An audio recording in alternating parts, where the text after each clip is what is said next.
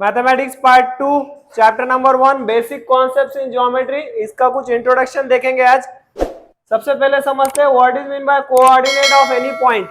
Coordinates मतलब किसी भी अल्फाबेट के साथ दिया हुआ number, the number associated with a point is known as coordinate of that point. Point का मतलब यहाँ अल्फाबेट है, ए से लेकर जेड तक कोई भी पॉइंट आ सकता है, उसके साथ जो नंबर दिया हुआ है वो उसका कोऑर्डिनेट बोलेंगे नंबर लाइन पर। जैसे the coordinate of point C is 2, C के साथ कौन सा नंबर एसोसिएटेड है 2। अगर ए का कोऑर्डिनेट बोला जाए तो एन का, समझ में आ रहा है? तो जो पॉइंट के साथ जो नंबर दिया गया उसको क्या बोलेंगे हम, कोऑर्डिनेट। क्लियर है?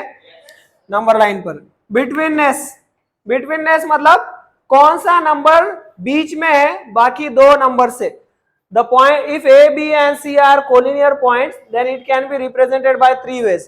A, B, C collinear मतलब एक ही पॉइंट पर आने वाले, लेकिन हमें ये नहीं पता कि फर्स्ट कौन सा रहेगा, सेकंड कौन सा रहेगा, थर्ड कौन सा रहेगा।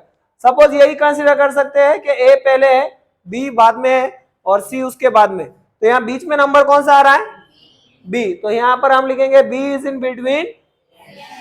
तो ये हो गया रूल ऑफ बिटवीननेस। यहाँ C को हमने बीच में ले लिया, B को बाद में ले लिया है, तो यहां हम लिखेंगे C is in between A and B, और यहाँ क्या है बीच में।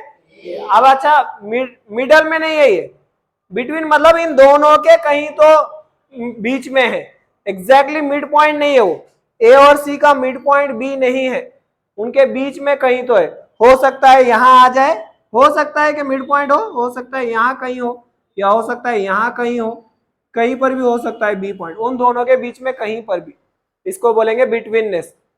बिटवीननेस हमें ये फाइंड करने में हेल्प करेगा कि कौन सा पॉइंट बाकी दो अल्फाबेट्स के बीच में है। क्लियर है क्या?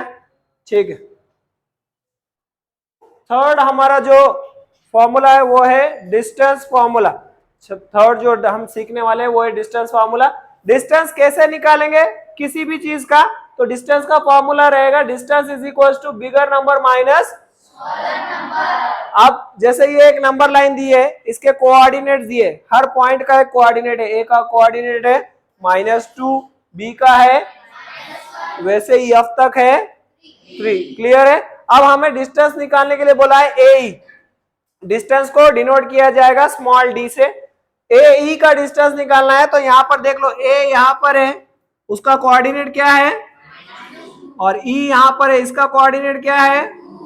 यहां पर बड़ा नंबर कौन सा है 2 है, तो मतलब ई बिगर हुआ, तो बिगर पॉइंट माइनस स्मॉलर पॉइंट, पहले पॉइंट लिख दो।